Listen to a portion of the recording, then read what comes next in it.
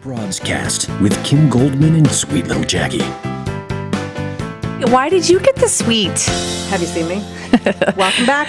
Welcome back. Okay, so joining us in studio, as we mentioned before, is Jessica Gottlieb from Word of Mouth Women, and you're immediately my BF here. And then via phone, who I'm sure will be my best friend too, from TakePart.com, we have Liz Dwyer on the line. Are you there, Liz? Good morning, Liz. I'm here. So nice to talk to you all. Thank you. Thanks, you too. Thanks for joining us.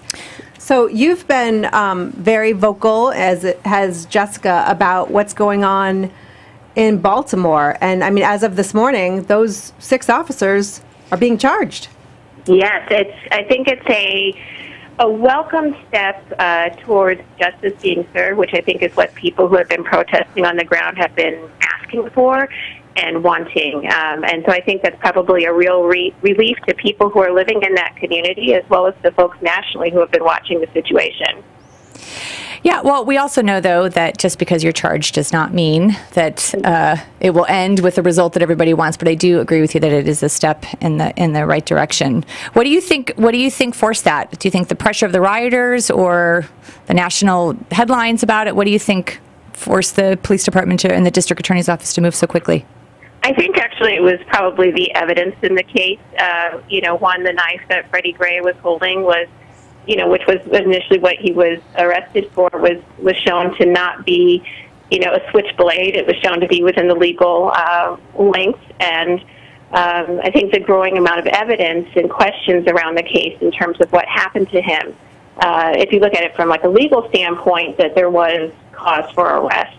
At the same time, though, you can't deny that the people asking for justice to be done, or at least for the process, and I think that's what people want. Whether it ends in a conviction or not, I think what people really want is to see the process of justice play out. And perhaps the delay in that, I think, really exacerbated the situation on the ground of people who are living in poverty. Many of them are, and have dealt with what may be perceived by some as police brutality. I think that really makes a difference.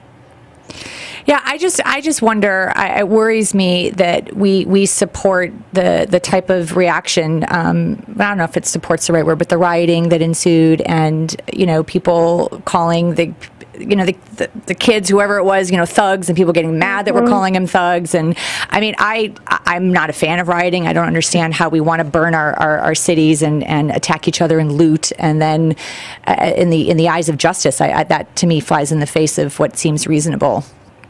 Well, I'm going to jump in here. Yeah. So they did less damage than than college kids do after the Final Four every year. And I don't know that I would even call it rioting. I don't know that there was. I don't love that term, because there were more people on the streets busy not rioting than rioting. There were cameras on rioting, though. Right. Well, that's the thing. Where does the media fit in all of this? And I mean, there are thousands of people peacefully protesting. Tens of thousands of people.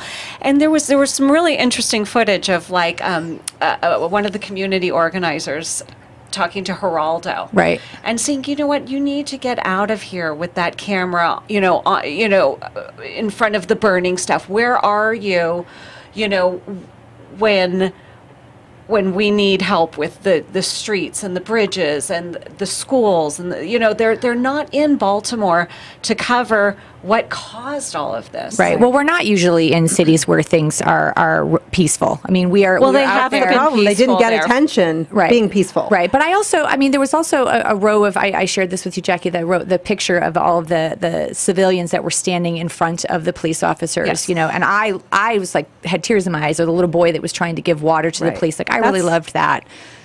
That sentiment. I think that really demonstrates the kind of community and public that we should be. But we highlight the violence and the fires and the looting and the guy running around with toilet paper in his hands and the woman. Liz, what are your thoughts on the media and their role in this? I mean, do they take responsibility for some of this? Well, it's interesting. At Take Part, we have shown both, protesters and really shown like what is going on the ground, but not so much our goal isn't to sensationalize what's going on. It's not a, if it leads sort of situation. We're actually trying to, I think, build empathy and understanding for what people on the ground may be going through. What is it like to, live in a community where only 42% of residents are employed, right? Or, what is it like to, live in a community where, 33% of residential properties are vacant or abandoned, and where, like Freddie Gray's family have filed lawsuits because of lead paint in their buildings and slumlords that wouldn't do anything about that. So actually painting a picture to help people understand that, if folks are angry, because one of the residents of their community was arrested for having a legal-sized knife, and thrown into a police van, and then, his spine is 80% severed, a few minutes later, and what happens with that, that's important. But we've also tried to tell the stories of the solutions, because we really try to help our community of readers understand that you're not just a passive consumer of news, right?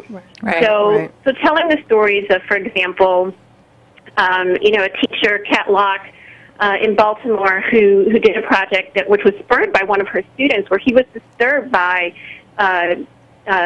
black youth being called thugs on television, right? Liz, we're gonna take a break. Hold that thought. We're gonna come right back in just a minute.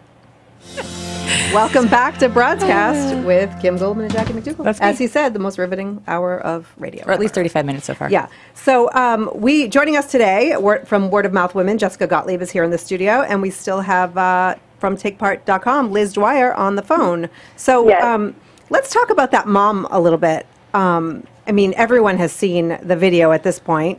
She goes down there. She says she got eye contact with her son, who was wearing... Yeah, I wonder how she could find him beneath the mask. Well, you know your kid. You know your kid. You know your kid. They're shifty. And she, went to town. I mean, she slapped him around and dragged him out of there. So, some people think she's Mother of the Year. Even on our Facebook, people are really divided on this topic. What do you think, Liz? I empathize with her, because, being in that situation and being afraid that as she said, that her only son is going to turn into the next Freddie Gray, that's a scary feeling. But at the same time, I think the constant replay of her beating him and cursing him on TV sends a subtle message that the real problem in this situation is black children's behavior. So if, only Freddie Gray hadn't run, if only his parents had beaten him enough so that he, maybe didn't carry a knife around, then maybe everything would be all right. And I think that actually really lets our systems of inequality off the hook, instead of, talking about what's actually going on with, education, unemployment, food deserts, militarized police forces. The focus turns on, if those black moms would just step up and beat their kids more, everything would be all right. And I think that's a mistake. And there was a certain, what I was seeing, almost like a blood sport in it. And that was what really upset me on Facebook, was everybody was like, don't mess with this mama. And, I don't want to watch teenage boys get hit by anybody. Right. I don't.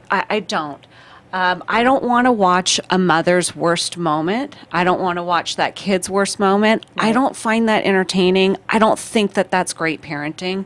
I'm not saying that she's not a good mother. I'm not saying she's not a good mother or a bad mother, but I'm not saying that we're going to hold up this moment where she just lost it on her kid, which maybe I would do too, and say that this is Mother of the Year.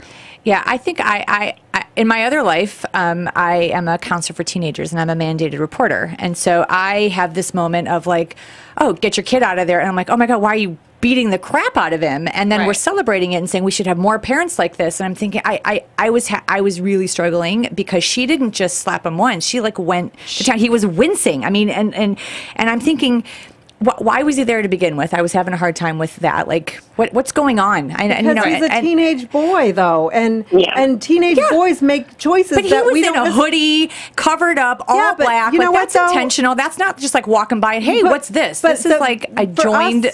But for us to pretend to understand why he was there, when his friends were there, when he wanted to be heard, I mean, I understand, or I can at least be, empathic to, or empathetic to his feelings, and at the same time, the mother, she has 6 children, and she's trying to do her best, and I don't know what she does before then, or after then, or any of it, but if I imagine my child putting themselves in this danger and knowing that he could end up dead in that very minute, I don't know that I wouldn't go and just lose it. Right. And just whatever you have to do to get that child out of there, like the wrath of me is way better than my burying my son.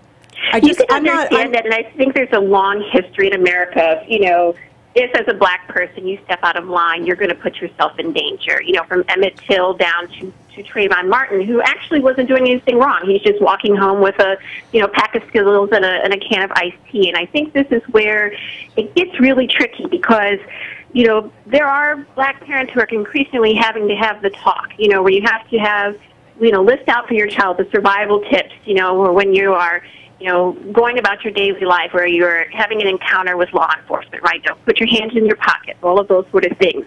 But what we have found is that you could have a spotless, completely sterling reputation in America. You could be Cornel West and still end up with police thinking that you're breaking into your own home, right?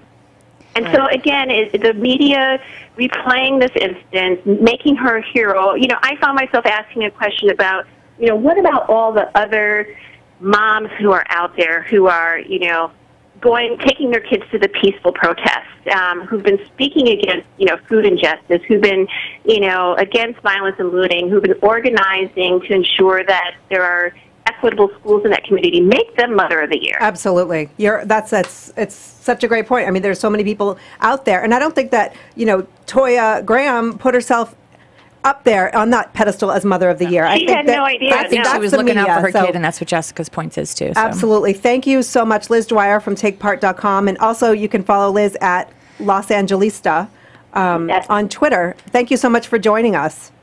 And glad to be here. Thank you, Liz. Coming up, we have something. If you have something on your mind, please call us. We are at 661-298-5487. It's our Broad-Minded. And Jessica, you were sticking around for us, right? Anything and everything goes when it's broad-minded, so give us a call. Yeah. We'll be right back. You're listening to Broadscast with Kim Goldman and Jackie McDougall. 2 broads with faces made for radio. Welcome back to Broadcast with Kim and Jackie. Yes. So Jessica Gottlieb is still here with us from Word of Mouth Women. So tell us, what is Word of Mouth Women, first of all? Well, it's a boutique agency that works with brands to get their message out to women, basically like us. Awesome. And so you work with the brand and then with women to get their campaign out? Yeah, and we kind of tailor it because, let's face it, not every campaign is meant for women. Mm-hmm. And so we kind of put that sort of spin on it, and we reach women where they're at, like places like this and online in-person events as well. That's great. Wow. What are you working on right now? Right now we're Funny, I should ask. Funny you should ask. We're working on a really fun promotion with Sprint. Mm-hmm. So they have a thing going on right now where you can cut your bill in half. If you're an AT&T or Verizon customer, mm-hmm. you just upload your bill to the Sprint website and they will show you your new bill if you want to switch to them. That includes they buy you out of your contract and everything. Wow. Yeah, it's really cool. So it's a bit.ly link. It's bit.ly /sprint half. HALF. We can put that on our website too. Yeah, right? we can. Absolutely. Yeah. And they can also ask you about it on Twitter at Jessica Gottlieb. They can. But the other thing that they can do is if they want to follow the Cut Your Bill Sweeps hashtag, on May 6th, we'll be announcing we're going to be giving away $800 of Amazon gift cards. One $500 grand prize winner, 3 $100 winners for people who just kind of look at your bill, think about what you could do with that money you saved and how you could spend it. Mm-hmm. Shoes. Shoes, right? It's all about the shoes, yeah. Take a picture of it. Put it on Twitter, hashtag it with Cut Your Bill Sweeps, and copy Sprint on it, and we'll be announcing winners next week. Wow, that's awesome. That's fun. Well, I love that you get to do that and also help women out with, getting shoes like him likes. Right? I get to employ women. Yeah. And then I get to make phone calls going, hey, would you mind if I gave you $500? Yeah, that's awesome. We don't mind you got a good gig right there. I got a great gig. All right, it's time for Broad-Minded. What does that mean? It means we are talking about anything you want to talk about. So whether it's comments on earlier topics, or you want advice from people who should not be giving advice, us. Pick me. 661-298-5487. I believe we have Michelle on the line. Hello, Michelle. Hi, how are you? Doing We're well. good. How are you? Thank you for calling. Oh, thank you for letting me call in. I just want to tell you guys I love your show. I think you guys are doing a great job. Well, thank you. Going. Thank you. Awesome. I wanted to comment on some of the things you guys talked about, and then I also wanted to maybe give you guys a little idea of maybe things you can research. I have a question. Okay. Wow. I'm giving you work. All right, let's go. We got 2 minutes. Right. Let's go. Okay, so Baltimore. The mother, I think that for me, having a teenager myself, and I'm a new mom to a teenager, and there are times I just think that how'd you make that happen? It's a long story. Okay. Anyway, if I have 2 minutes. Anyway, so what I think about with the woman is, I think that, in my opinion, I would have acted the same way. But I'm also very quick to react, where there are some mothers that are instinctually more prone to pausing. I'm more instinctually prone to react. So, and I think that in different cultures, people either punish or don't punish, in ways that they were brought up. Right. I talk to people that are from some cultures that are like, if I ever disrespected my parents, I was hit. It doesn't make them a violent person, but that was the way that they were brought up. That kind of does define violence. I also have teenagers, and so my job as their parent is to make sure that they have all these opportunities to make the terrible, terrible decisions that teenagers make, so that they can make all of their mistakes when the stakes are low, and I need to keep them alive. I want my kids to not do their job, to show up late, to experience failure at 16, not at 26, when they'll get a B- instead of getting an eviction notice. So I think that it's really great for teenagers to experience their world, but at the same time, we have to keep them safe. And again, and you know what? Here's the thing, too, is that what I noticed going on with this mom was that a lot of white America wanted to see one of these young black men get beat up. And they didn't care if it was his mother doing it or the police doing it. They were young black men getting out of line. I absolutely, unquestionably do. My timeline is filled with the middle of the country with absolute revolting levels of racism, and I think that they wanted to see a young black man put in his place, and that a mother did it, gave them the opportunity to cheer it on. That makes me sad, but I can't. It makes me irate. Yeah. But you know what? That's what I'm seeing. Yeah. Okay. Thanks so much for your call, Michelle. Michelle, you can give us your research questions on our Facebook page. Oh, so yes, please do absolutely. That. And we'll have you on again. Thank you. Broadcast. So thank you so much. Bye. Thank you so much, Jessica Gottlieb, Word of Mouth Women, at Jessica Gottlieb on Twitter. And we're going to go to break. And we'll be right back with our Broad of the Week. You're listening to Broadscast with Kim Goldman and Jackie McDougall. The most riveting hour of anything you've ever heard. Ever. Welcome back. Welcome back. All right. So our last segment of the day, we are very fortunate to have Marcy Jacobs. She is the chief story starter, which is fantastic, and president of Story Club Games. It's like a tongue twister for me. Right. She has got the thing to make our girls' night out feel like a Oh, wait, no. I ruined it. Like a girls' night out. Come on, Kim. I ruined it. All right, she's got just the thing to make our girls' night in feel like a girls' night out. Welcome, Hi, Marcy. Hi, ladies. I'm here. Hi. Yay. Thank you for calling. So tell us about your game. Oh, well, it's just so much fun. We have here at Story Club Games, we have this whole mentality that really playing games makes the world a much better and more fun place. And This game was an idea that I came up with literally in a dream that I had one night, where I was in this book club in my dream, and all these women were arguing about what story to read for the next month. Some wanted this, some wanted that, some wanted to read Anna Karenina, for crying out loud. And I was like, wait a minute. If we can't decide on somebody else's story to talk about, then why don't we create our own? And so you made this board game. And with that, I woke up from the dream. Wow. Wow. And with a dream. I mean, this is so cool. And the thing is, we're doing a giveaway on our site of your game, so people can enter. But we have to confess to you, Marcy, you're not really here because of your work. God, let's not do that. You're here because you were chosen as our very, very first Broad of the Week at Broadscast. What? Hello? What? Yes, you are our very first Broad of the Week. So, oh my gosh, I feel so honored. Well, you should be. Your friend Audrey Kimner, she was the one that nominated you, and she said that you came to her aid in a time of crisis when she was in a pretty traumatic domestic violence situation, and you provided her with safety and comfort and friendship, and you were just... you didn't even know her, and I'm going to read her quote because it was too beautiful not to share. So she said about Marcy, "She is my angel on earth, my children's and many others. I will be forever grateful to Marcy for standing up with me and not letting my threats go in one ear and out the other. Actually, I'm not sure I could ever repay her kindness or do what she has done." Now, Marcy, you didn't even know Audrey? You were neighbors? Well, we were neighbors, but we hadn't lived there very long. And...